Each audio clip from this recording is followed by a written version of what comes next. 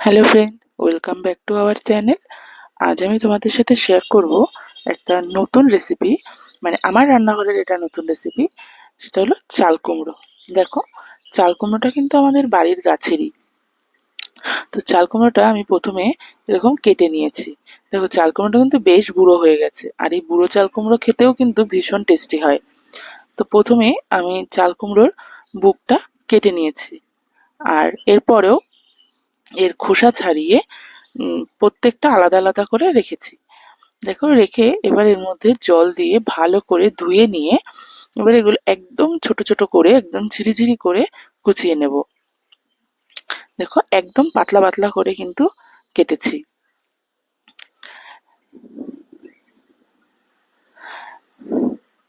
চাল কুমড়ো কাটাটা পুরো হয়ে গেছে আমার। এবার এর সাথে অল্প করে নুন দিয়ে ভালো করে চাল কুমড়োটা আমরা মেখে রাখবো। নুনটা দিয়ে মেখে রাখবো কারণ চাল কুমড়োর জলটা এতে বেরিয়ে যাবে, না হলে রান্না করার সময় এত জল বেরোবে, তখন আর খেতে এটা ভালো লাগবে না। তাই এখনই নুন দিয়ে আমি ভালো করে একটু মেখে রেখে দিয়েছি। দেখুন আমার কতটা জল বেরিয়েছে চাল কুমড়ো থেকে। এবার খুব ভালো করে জলটা চেপে আলাদা একটা পাত্রে তুলে রাখবো। তো তুলে রাখার পর দেখো কতটা জল বেরিয়েছে গাবলাতে। তো এবার আমি গ্যাসে একটা কড়াই বসিয়ে দিয়ে দিয়েছি অল্প করে তেল। আর এই তেলে এবার অল্প করে চিংড়ি মাছ ভেজে নেব। বেশি ভাজবো না, চিংড়ি মাছটা হালকা করে ভেজেই তুলে নেব। দেখো, চিংড়ি মাছটা আমার ভাজা হয়ে গেছে।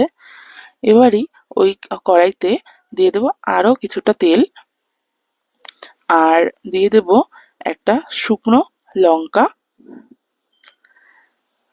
শুকনো লঙ্কাটা দিয়ে দেওয়ার পর দেব হলো অল্প করে কালো জিরে।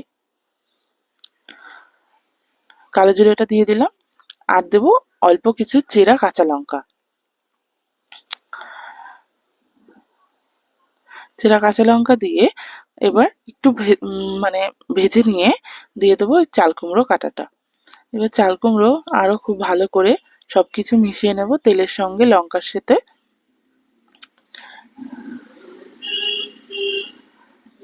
এবার কিন্তু আমরা এর মধ্যে আর কোনো নুন ইউজ করব না, কারণ যেহেতু আগে নুন দিয়েছি সেহেতু এখন আর কোনো নুন দেব না। এবার এর মধ্যে দেব আমি অল্প করে হলুদ।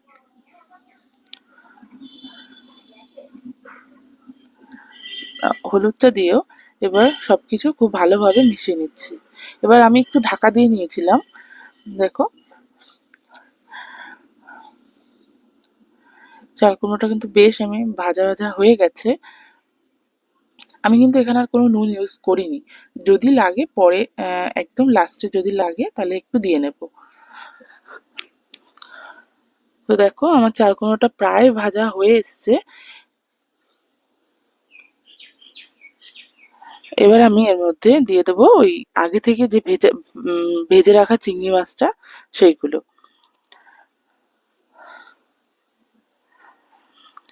দিয়ে দিলাম চিংড়ি মাছগুলো। এবার চিংড়ি মাছের সাথে খুব ভালোভাবে সবকিছু মিশিয়ে নেব।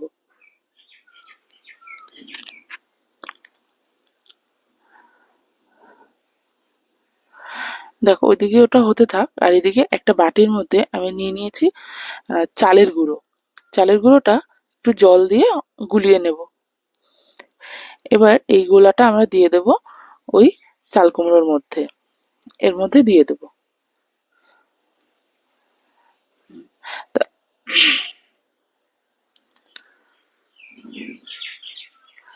দিয়ে এবারও সবকিছু ভালোভাবে মিশিয়ে নিলে আরো কিছুক্ষণ নাড়াচাড়া করতে হবে। দেখো, প্রায় রেডি হয়ে গেছে আমার চিংড়ি মাছ দিয়ে চাল কুমড়োর ঘন্ট। এটা কিন্তু খেতে ভীষণ টেস্টি হয়। এবার সবশেষে দিয়ে দেবো জিরের গুঁড়ো। ওপর থেকে জিরের গুঁড়ো ছড়িয়ে দেবো। আর এই জিরের গুঁড়োর গন্ধটা কিন্তু বেশ ভালো লাগে। আর জিরের গুঁড়োটা কিন্তু বাড়ির তৈরি করা। চিংড়ি মাছ দিয়ে চাল কুমড়োর এই ঘন্ট কিন্তু আমাদের পুরো রেডি হয়ে গেছে। আপনারাও জানাবেন আপনাদের ভিডিওটা কেমন লাগলো। যদি ভালো লাগে তবে একটা লাইক, শেয়ার, কমেন্ট করে দেবেন। আর আপনারাও চাইলে বাড়িতে রেসিপিটা রান্না করে দেখতে পারেন। তাহলে বুঝতে পারবেন কতটা টেস্টি হয়। তো ভালো থাকবেন সবাই। Thank you for watching.